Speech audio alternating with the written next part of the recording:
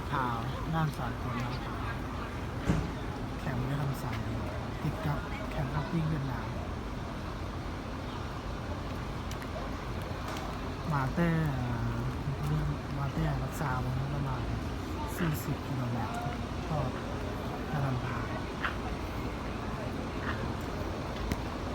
ขอบคุณสุดไข่ที่พวกเคยมาแล้ว